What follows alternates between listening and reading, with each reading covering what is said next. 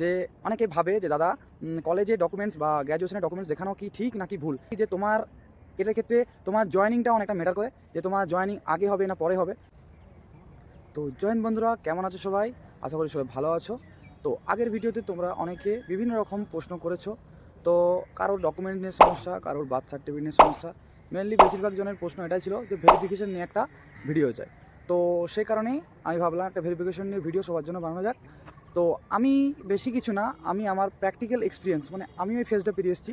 তো যে যে বিষয়গুলো আমার ক্ষেত্রে সমস্যা হয়েছে, তো এবং তোমাদের যেগুলো প্রবলেম আছে সেগুলো আমি তোমাদের ক্লিয়ার করার চেষ্টা করব। তো মেনলি ভেরিফিকেশান স্টেজটা শুরু হয় ইন্টারভিউর পরই। তোমাদের ইন্টারভিউ পর্যায়ে শেষ মোটামুটি। তো সেই কারণে সবার মনে এবার প্রশ্নগুলো যে আগে, যে দাদা ভেরিফিকেশন তো শুরু হতে চলেছে, তো কি কি হবে না হবে এইসব নিয়ে সবার ডাউট থাকে, অনেকে ডকুমেন্টের সমস্যা থাকে। তো ভেরিফিকেশন পর্যায় শুরু হয় ডিআইবি থেকে। তো তোমাদের কাছাকাছি নিয়ার বাই যেখানে ডিআইবি অফিস থাকবে, সো সেইখান থেকে তোমাদের ডিআইবি অফিসার তোমাদের সাথে কন্ট্যাক্ট করার চেষ্টা করবে, যে তোমার ডকুমেন্টসগুলো তাকে কীভাবে দেওয়া যায় বা সে কীভাবে তোমার কাছ থেকে ডকুমেন্টসগুলো নেবে। সো এই বিষয়ে তোমাদের ডিআইবি তোমার সাথে কন্ট্যাক্ট করবে। তো যাবতীয় যে সমস্ত ডকুমেন্টস লাগে, জেনারেলি আধার, ভোটার, প্যান, এগুলো তো লেগেই থাকে। তার সঙ্গে স্কুল লিভিং সার্টিফিকেট লাগে। আর তুমি যদি কলেজ পাস করে থাকো তো কলেজের ইউনিভার্সিটি সার্টিফিকেট লাগবে। আর তার সঙ্গে বার্থ সার্টিফিকেট, এই সমস্ত যাবতীয় ডকুমেন্টস লেগে থাকে। তো সেই সমস্ত ডকুমেন্টসগুলো সব কোনো গ্যাজেটেড অফিসার দ্বারা অ্যাটেস্টেড করাতে হবে। তো সেগুলো সাবমিট করতে হয় ভেরিফিকেশনে তোমাদের ডিআইবি অফিসারের কাছে। তো এক্ষেত্রে বলে রাখি যে ডিআইবি অফিসার কোনো পার্টিকুলার ডেট দিয়ে থাকেন যে অমুক তারিখে আমার কাছে জমা করবেন।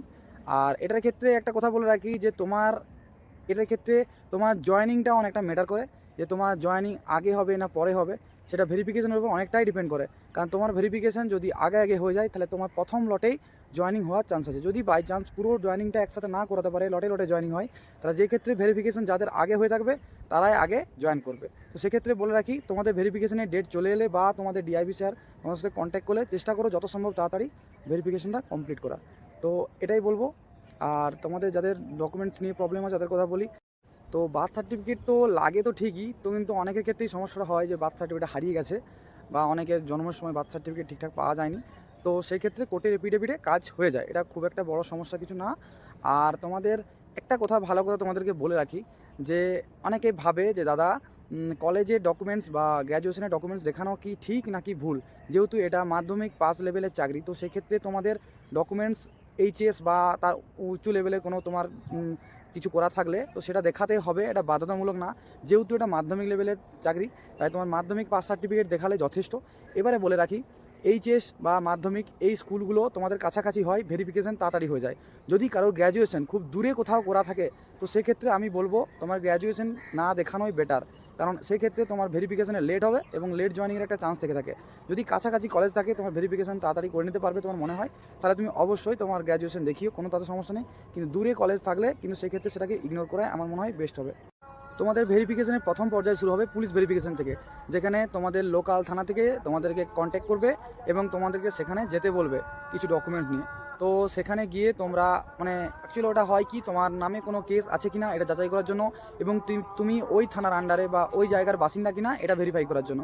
তো একজন প্রশ্ন করেছিল, দাদা কেস আছে সে বিষয়ে কী করব। তো এক্ষেত্রে বলার তো কিছুই নেই ভাই, তোমাকে জয়েনিং হতে হলে তোমাকে তোমার নামে কোনো কেস থাকা চলবে না, বা কোনো পেন্ডিং কেস থাকলে চেষ্টা করো যত সম্ভব তাড়াতাড়ি সেই কেসটা মিটিয়ে নেওয়ার, তাহলেই তোমার জন্য সেটা ভালো হবে। তো তোমাদের ভেরিফিকেশন ডেট শুরু হওয়ার সাথে সাথে বা ডিআইবি কন্ট্যাক্ট করার সাথে সাথে চেষ্টা করো যত সম্ভব তাড়াতাড়ি ডকুমেন্টসগুলো তাড়াতাড়ি জোগাড় করে এবং সেগুলো এপিডেভিট করিয়ে দরকার হলে ভেরিফিকেশন অনেক ক্ষেত্রে নিজেদেরকেও করতে হয়, মানে কলেজে বা স্কুলে যেগুলো ভেরিফিকেশনগুলো হয় সেগুলো অনেক সময় নিজেদেরকে করতে হয়। দরকার হলে তাড়াতাড়ি নিজেই দরকার হলে করে ডিআইবি অফিসে তাড়াতাড়ি যত জমা করবে, তত তোমার কাজটা বা জয়েনিংয়ের কাজটা তত এগিয়ে থাকবে। তো আর বেশি কিছু বললাম না, ভিডিওটা লম্বা হয়ে যাবে। তো এর বেশি যদি আরও কারো কিছু জানার থাকে তো কমেন্ট করে অবশ্যই জানিও, আমি পরের ভিডিওতে তোমাদের সেই প্রশ্নগুলো উত্তর দেওয়ার চেষ্টা করব। তো ভালো থাকো সবাই, বেস্ট অফ লাক, জয় হিন্দ।